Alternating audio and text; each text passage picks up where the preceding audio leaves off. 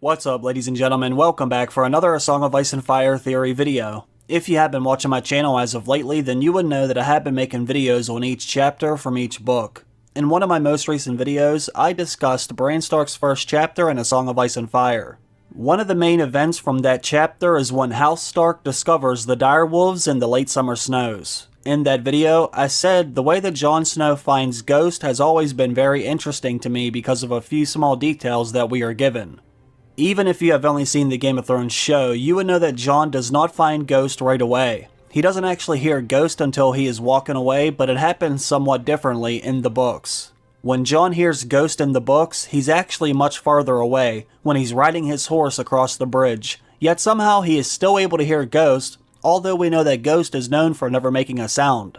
There are mentions of this in the books. We know that Ghost does not bark like the others do. And Ghost is also known to be very silent on his feet, even when he's much bigger than when Jon found him. This has always made me wonder how Jon was able to hear him when no one else did. I think I know how this happened, but I will be honest, this is somewhat of a crazy theory. But all I ask is for you to hear me out until the end, because I believe I do have some interesting evidence to back it all up. Shall we begin? Like I said in that Bran Stark video, this scene has to be one of the most important moments in all of the books. According to George R. R. Martin, this was the very first scene that he thought of, which went on to inspire this incredible story that we all know and love so much. This is also a very significant moment because it does foreshadow some major events in the story. So for you, this creation began back in 1991, and I know that's a while ago, but I'm hoping you can remember for us the scene or the image that launched the series, A Song of Ice and Fire. It was the first chapter of the novel Game of Thrones, not the prologue, which actually appears first. I wrote that later, but it was the chapter where they Bran viewpoint and they ride out to see the deserter beheaded, and then they find the direwolf pups in the summer snow. The image of the dead stag and dead direwolf was a great representation of what would eventually happen to Houses Baratheon and Stark. This has to make you wonder, did they discover them by accident, or were the Starks meant to have them, like Jon Snow said? I think it's safe to say that most of us think it was Bloodraven and the Children of the Forest who sent them to House Stark, not only to keep them safe, but also guide them on their journey, so they will end up exactly where they need them to be for when the White Walkers invade Westeros again. Now there are some fans who say Bran Stark might have even influenced this event himself. Maybe he set things in motion inside the weirwood net so they would find the direwolves on that day. Either way, there is really only one thing I want to focus on in this video. How this direwolf made it south of the wall is a conversation we can save for a later day. I want to discuss how Jon Snow found Ghost. What actually made him go back and look again? I think Bran Stark from the future assisted Jon in finding Ghost. Now let me explain what I mean by that. First, let me show you why I think someone or something connected to the old gods assisted in this discovery. This will show you that someone or something made sure the Starks found the direwolves at that moment. Let us have a look at one of Lady Catelyn's chapters because I think this is where we get some interesting information. In her chapter, she says, "That is no common wolf, that one. The great Jon's been heard to say that the old gods of the North sent those direwolves to your children." Catelyn remembered the day when her boys had found the pups in the late summer snows. There had been 5, 3 male and 2 female for the 5 true-born children of House Stark, and a 6th, white of fur and red of eye, for Ned's bastard son Jon Snow. No common wolves, she thought. No indeed. When you think about it, what are the odds of the Starks finding the exact amount of direwolves for each of the children? Not only did they find the right number, but the genders matched as well. That does not seem like a coincidence to me. Lady Catelyn knew that her kids were meant to have them. In another one of her chapters, she says something else that I find to be very interesting. She said, "Any man Grey Wind mislikes is a man I do not want close to you. These wolves are more than wolves, Robb. You must know that. I think perhaps the gods sent them to us. Your father's gods. The old gods of the North." Now if you remember when they were found, we also heard Jon Snow say something very similar. He knew that the Starks were meant to have them as well. Later in the books, Jon begins to realize there is something very special about Ghost. In that chapter, Jon says, "Red eyes," Jon realized, but not like Melisandre's. He had a werewood's eyes. Red eyes, red mouth, white fur. Blood and bone, like a heart tree. He belongs to the old gods, this one, and he alone of all the dire wolves was white. 6 pups they'd found in the late summer snows, him and Rob. 5 that were gray and black and brown for the 5 Starks, and 1 white as snow. He had his answer then. So now there is more than one Stark who believes the dire wolves were led to them from the old gods. Also, based on what Jon just said about Ghost, I think that gives us a direct connection to Bloodraven, who is also described to have those same features of skin that look like bone and eyes that look like blood. It says, "White as bone were the skin and hair of Brendan Rivers, and his eye he had only one, the other having been lost to his half-brother Bittersteel on the Redgrass field was red as blood."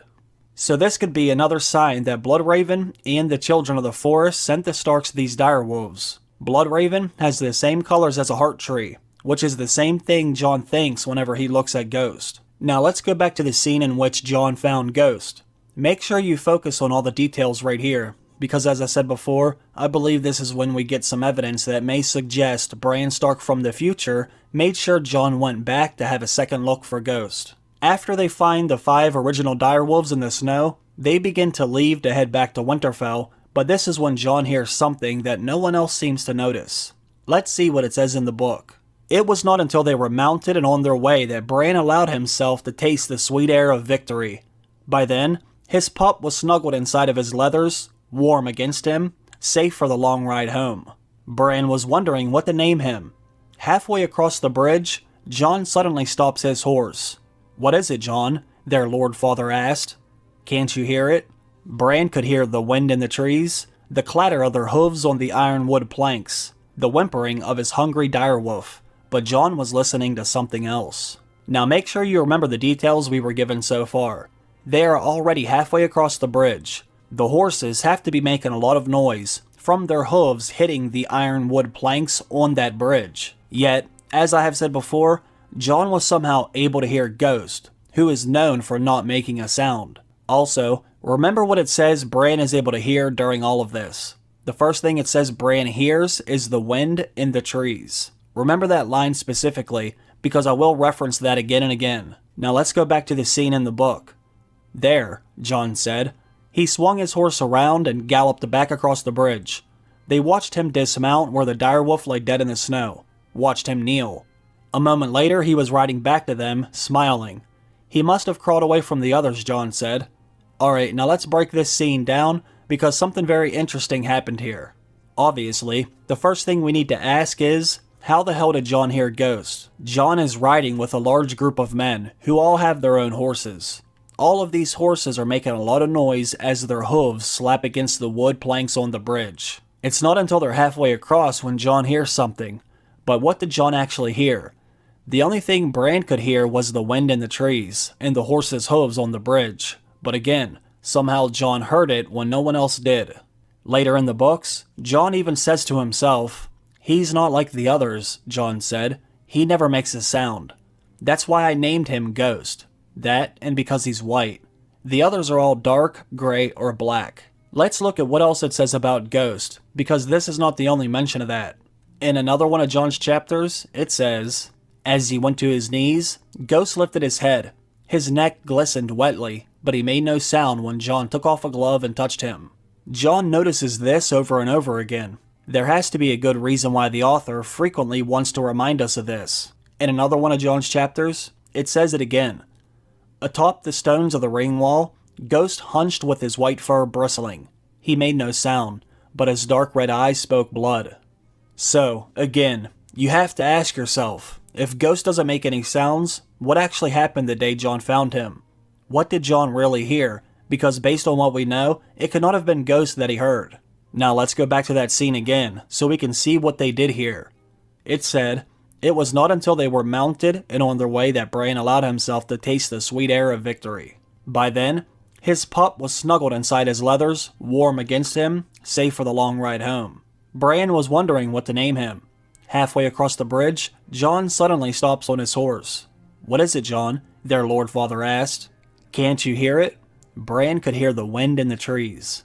Okay, so as you can see, when Jon stops his horse, Ned says, "What is it, Jon?" Then Jon says, "Can't you hear it?" Now Jon never actually says what he heard. The safe assumption is he heard Ghost, because that's what he finds. But at this time, we don't know that Ghost does not make any sounds. The first thing Bran notices is the sound of the wind in the trees. So what does that mean?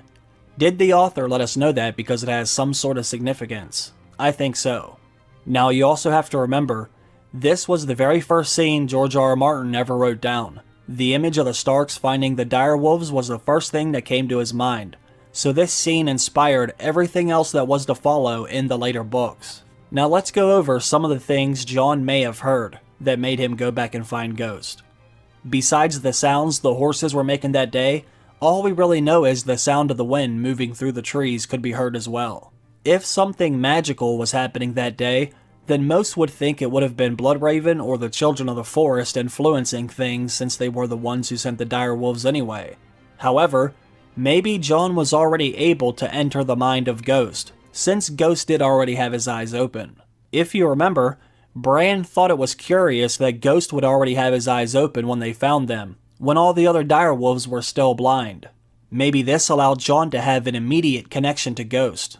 In the books, Jon is able to sense Ghost whenever he is nearby. This is also mentioned on several occasions. In one of Jon's other chapters, it says, Ghost was not always with him, but he was never far either. Even when they were separated, Jon could sense his nearness. He was glad for that. So, if you want to say Jon went back to find Ghost because he could already sense him, I would be fine with that. But let's look at another option. Since they found them during Bran Stark's chapter, I think he may have had something to do with it. Especially when you consider Jon said that he heard something. He did not say that he felt something. Also, I think there may have been a good reason why it said Bran heard the wind moving through the trees that day. What's crazy is, it might have actually been Bran who was making the wind do that. Since Jon said he heard something, I think he may have heard a whisper that came from Bran in the future. Let me explain. Over a year ago, I made some videos on some of my favorite chapters from the books. One of those videos was on another one of Bran Stark's chapters, but this chapter is in the last book that was written, which is The Dance with Dragons. In that chapter, Bran is inside Bloodraven's cave, learning how to see through the weirwoods. When this happens, we see Bran try to speak to his father, although he knows that his father is already dead. But when Bran looks through the weirwood, he is able to see things that have happened in the past. Now during this scene, Bran is able to see several different things when he is inside the weirwood net. He sees Lyanna and Benjen having fun in the Godswood. He sees old Nan in the Godswood when she is much younger. He also sees something that may have happened 8,000 years ago when Winterfell was a new castle, because the weirwood is so much smaller at that time. However, the one thing I want to focus on is when Bran sees Ned Stark sitting under the weirwood. Something very interesting happens here, and I think it may explain why Bran first heard the wind moving through the trees the day Jon found Ghost. When Bran looks out through the weirwood, this is what happens. Lord Eddard Stark sat upon a rock beside the deep black pool in the Godswood, the pale roots of the heart tree twisting around him like an old man's gnarled arms. The great sword of ice lay across Lord Eddard's lap, and he was cleaning the blade with an oilcloth. Winterfell, Bran whispered. His father looked up. Who's there? He asked, turning. This actually makes Bran afraid. Everything begins to fade away, and Bran finds himself back in Bloodraven's cave. Bran says to Bloodraven, he heard me, but Bloodraven says something that sounds very familiar to what Bran heard the day Jon finds Ghost. Bloodraven says, he heard a whisper on the wind, a rustling amongst the leaves. Ned obviously heard something because he did give a reaction to Bran whispering Winterfell. Now whether Ned heard Bran or the wind is up for debate, but I think Bloodraven is lying to Bran. I happen to believe Ned did hear his voice, but Bloodraven doesn't want Bran to know that because he doesn't want Bran to have major influences on different events. We even saw something like this happen in the TV show. We'll visit again another time. I want to see where he's going. Time to go. Father!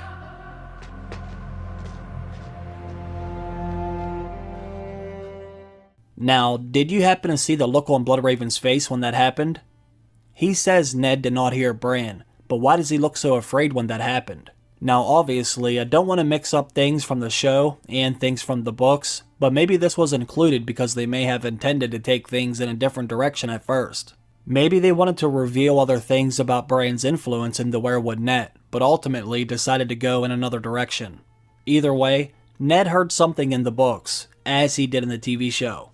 When Bran whispers to his father, Ned has an immediate reaction.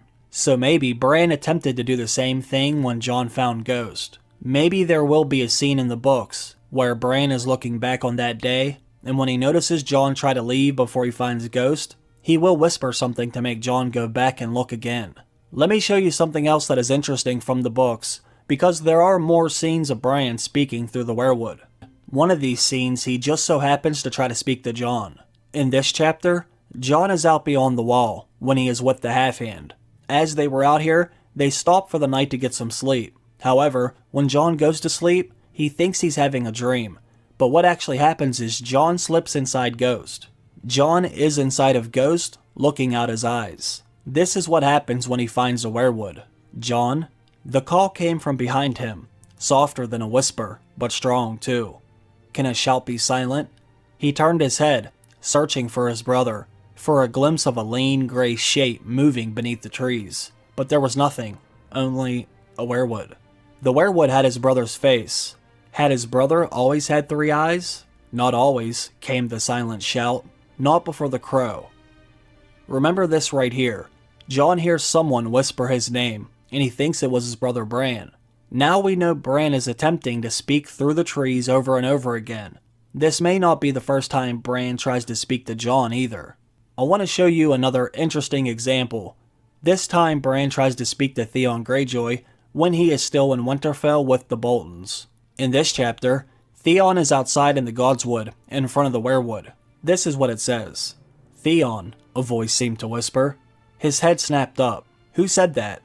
All he could see were the trees and the fog that covered them. The voice had been as faint as rustling leaves. A leaf drifted down from above, brushed his brow, and landed in the pool. It floated on the water, red, 5-fingered, like a bloody hand. "Bran," the tree murmured. This is exactly what Bloodraven tried to say Ned heard when Bran attempted to speak to him. Bloodraven said all he would have heard was the wind and rustling leaves, but we know these whispers are being heard. Theon heard it, Jon heard it, and so did Ned. Now let's bring this all the way back around to the scene in which Jon finds Ghost. Was it Bloodraven who influenced this event? Was it Jon's connection to Ghost that made him look back again? Or was Bran speaking to Jon through the wind rustling in the trees? Jon said he heard something, but what did he actually hear? Let me know what you think down below. I want to thank everyone for watching the video. If you would like to support the channel, head on over to my Patreon. I would really appreciate that. The link is down below.